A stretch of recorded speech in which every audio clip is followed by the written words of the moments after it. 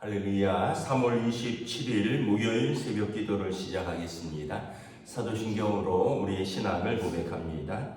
나는 전능하신 아버지 하나님 천지의 창조주를 믿습니다. 나는 그의 유일하신 아들 우리 주 예수 그리스도를 믿습니다. 그는 성령으로 잉태되어 동정녀 마리아에게서 나시고 본디오 빌라도에게 고난을 받아 십자가에 못 박혀 죽으시고 장사된 지 사흘 만에 죽은 자 가운데서 다시 살아나셨으며 하늘에 오르시어 전능하신 아버지 하나님 우편에 앉아 계시다가 거기로부터 살아있는 자와 죽은 자를 심판하러 오십니다. 나는 성령을 믿으며 거룩한 공교회와 성도의 교제와 죄를 용서받는 것과 몸의 부활과 영생을 믿습니다. 아멘. 찬송가 420장 찬양하시겠습니다. 찬송가 420장입니다. 너 성결케 위해 늘 기도하며 너 주 안에 있어 늘 성경 보고 온 형제들 함께 늘 사귀면서 일하기 전마다 너 기도하라. 너 성결케 위해 내 머리 숙여 정밀히 계신 내 주께 빌라. 주 사귀어 살며 주 닮으리니 널 보는 이마다 주 생각하리.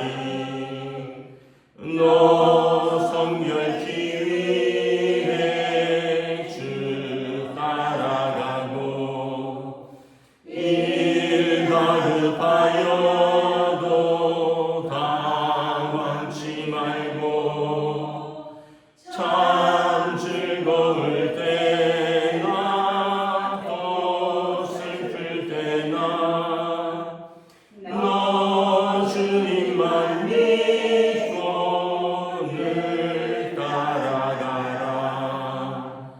너 성결케 위해 늘 기도하며 내 소원을 주께 다 맡기어라.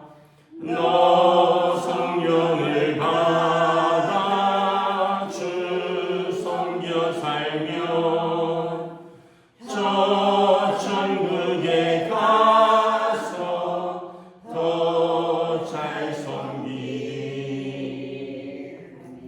아멘. 예, 오늘 우리 주신 하나님 말씀은 구약성경 민수기 5장 11절에서 31절까지 말씀입니다. 민수기 5장 11절에서 31절까지 말씀입니다. 다 찾으신 줄 알고 저와 여러분들이 한 절씩 교독하겠습니다. 여호와께서 모세에게 말씀하여 이르시되 이스라엘 자손에게 말하여 그들에게 이르라.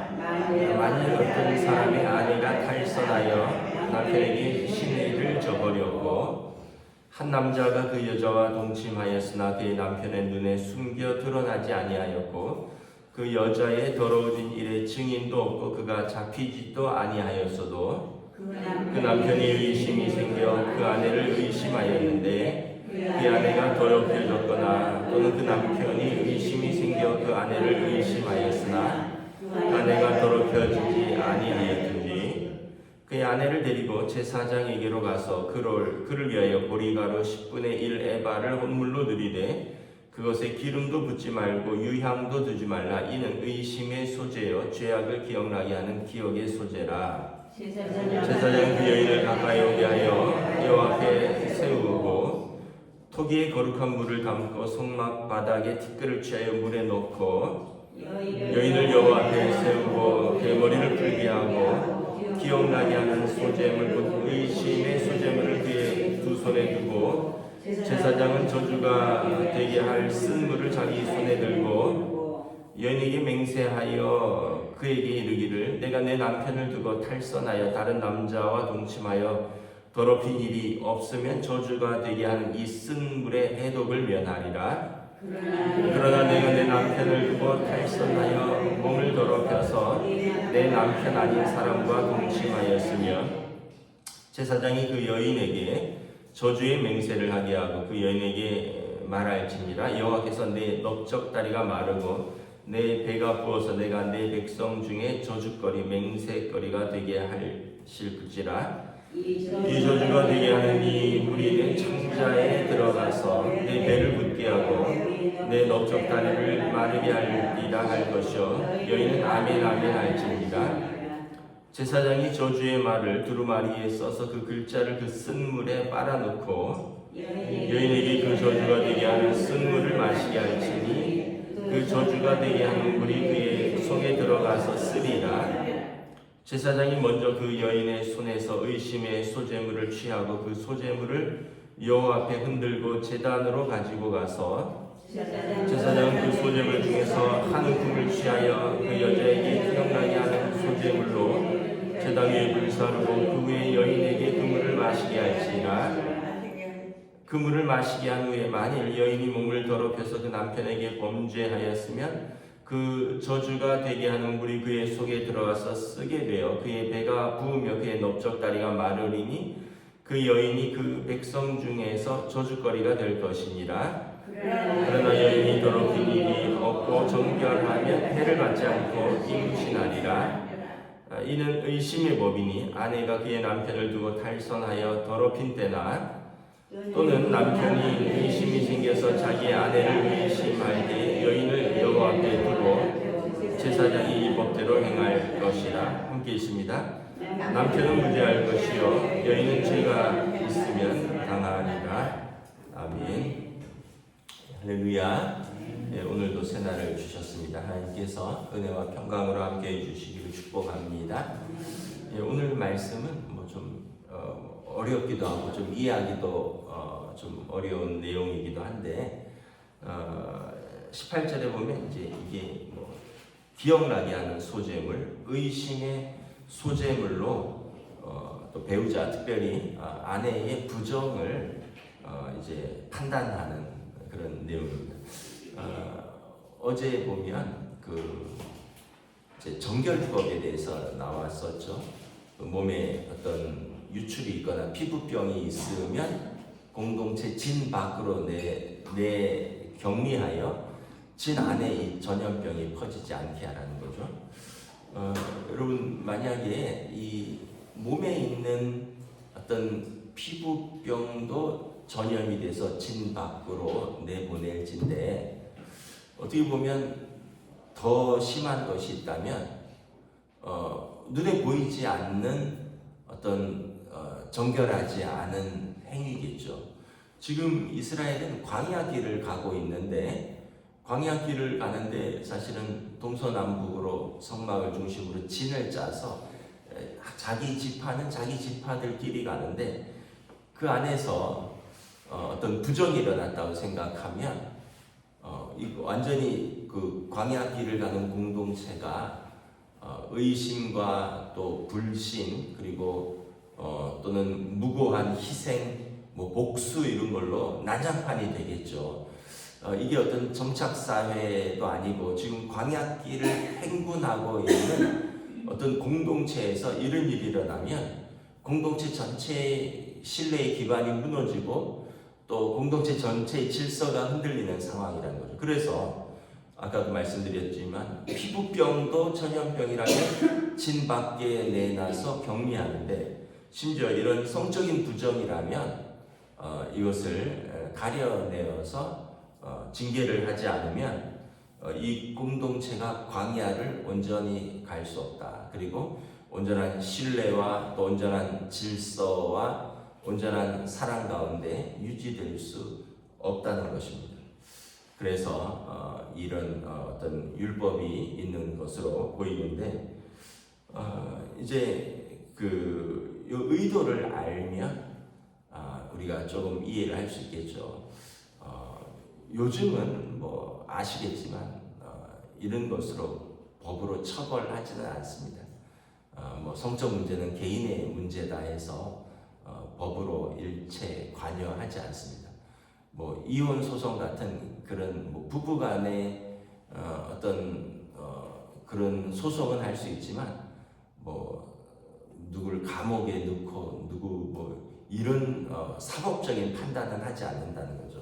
그냥 손해배상이나 아니면 그냥 부부간에 뭐 헤어지는 뭐 이런 것은 되지만 예전처럼 뭐 이런 것으로 인해서 뭐 상대방을 뭐 경찰에 구속시키고 뭐 이런 것은 하지 않는다. 그러니까 이런 면에서 보면 이것이 이해가 되는 것이 여러분 법이 느슨해지면 쉽게 얘기하면 이제 이런 일들이 더 빈번하게 일어나고요.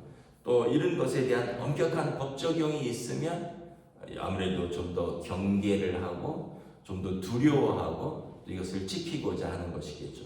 아까도 말씀드렸지만 지금 이스라엘은 광야를 가는 공동체이기 때문에 좀 법이 더 엄격해야 되죠.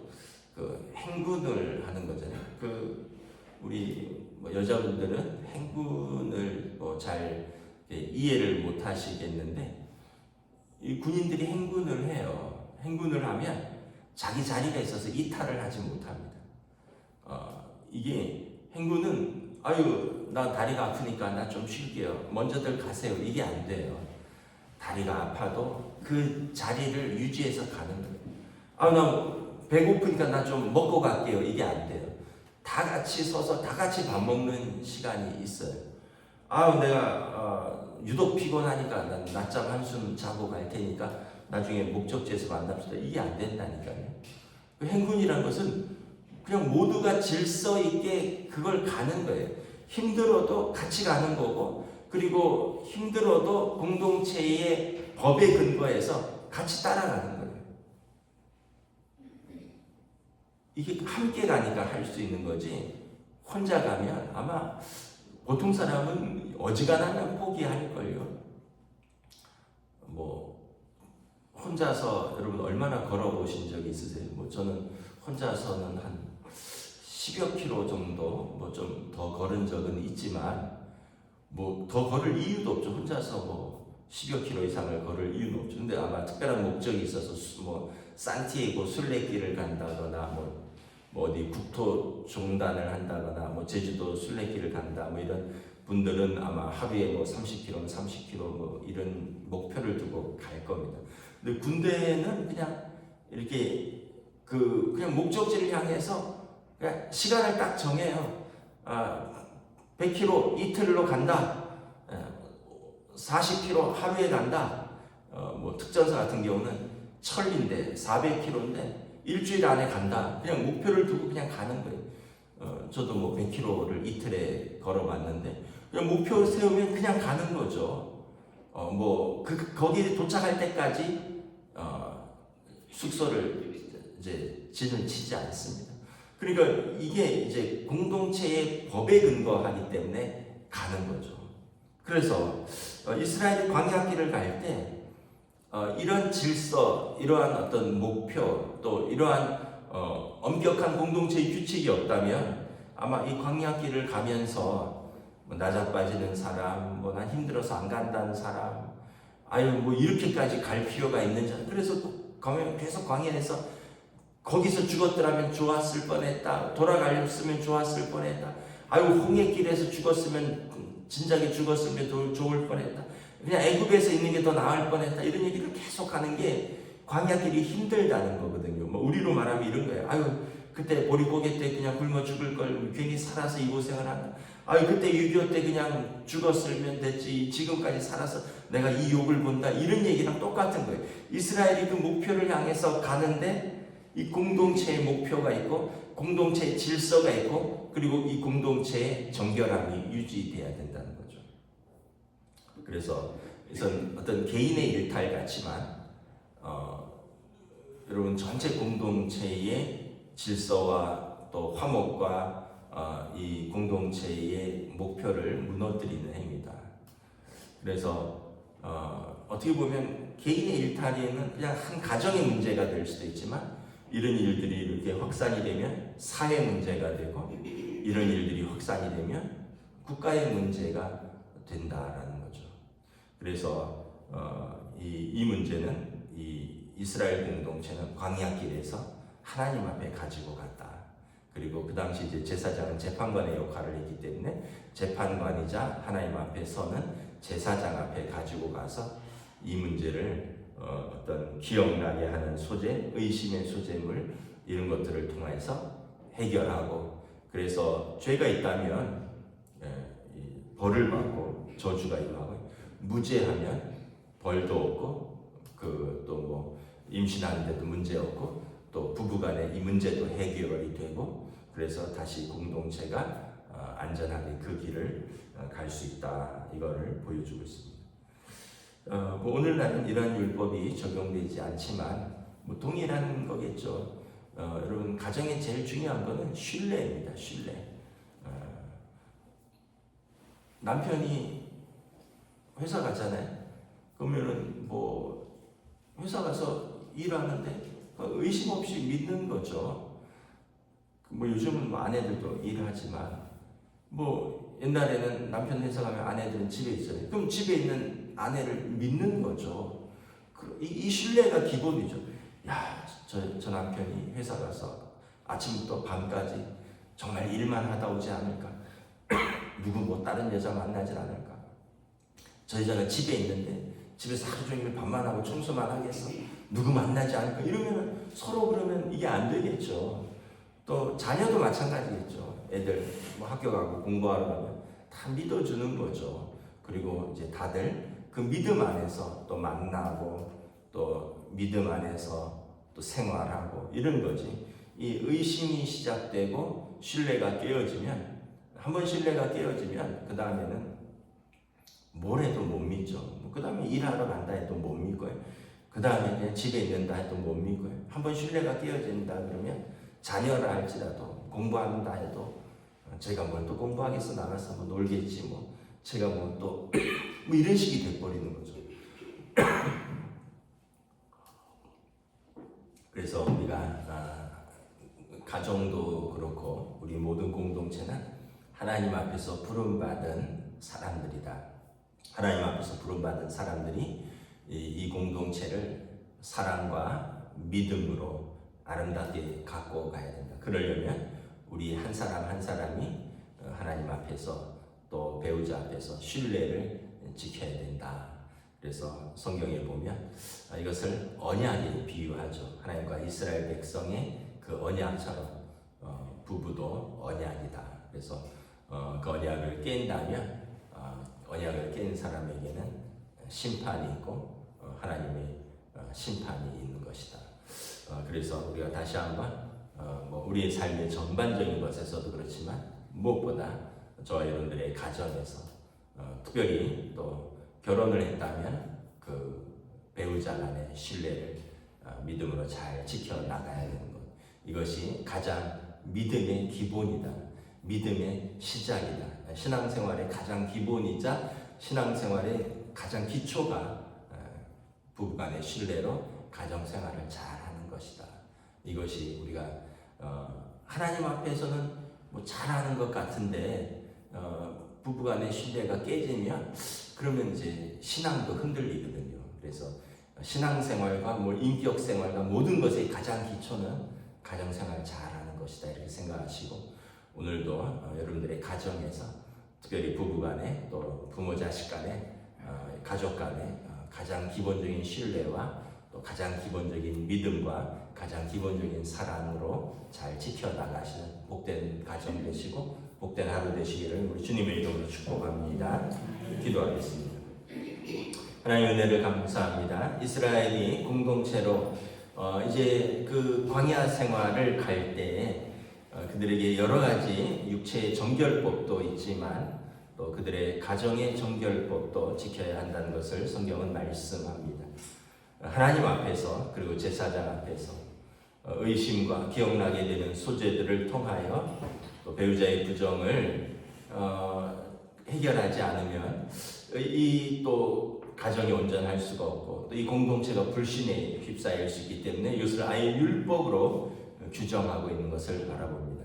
그리하여 모든 이들에게 경각심을 주고 또 두려움을 주고 또 법을 지킴으로써 사실은 법을 지키는 것이 아니라 가정을 지키고 법을 지키는 것이 아니라 사실은 내 자신을 지키며 법을 지키는 것을 넘어서서 결국은 하나님의 부름받은 언약의 공동체를 지킨다는 것을 우리가 다시 한번 깨닫습니다. 오늘도 우리가 부름받은 가정에서 부부간에 또 부모 자식 간에 또 가족 간에 우리가 이 신뢰를 잘 지키고 믿음으로 사랑으로 서로 섬겨나가는 복된 가정으로 인도하여 주시옵소서. 감사를 드리오며 우리 주 예수 그리스도 이름으로 기도드리옵나이다. 아멘. 하늘에 계신 우리 아버지, 아버지의 이름을 거룩하게 하시며 아버지의 나라가 오게 하시며 아버지의 뜻이 하늘에서와 같이 땅에서도 이루어지게 하소서. 오늘 우리에게 일용할 양식을 주시고 우리가 우리에게 잘못한 사람을 용서하여 준 것 같이 우리 죄를 용서하여 주시고 우리를 시험에 빠지지 않게 하시고 악에서 구하소서. 나라와 권능과 영광이 영원히 아버지의 것입니다. 아멘.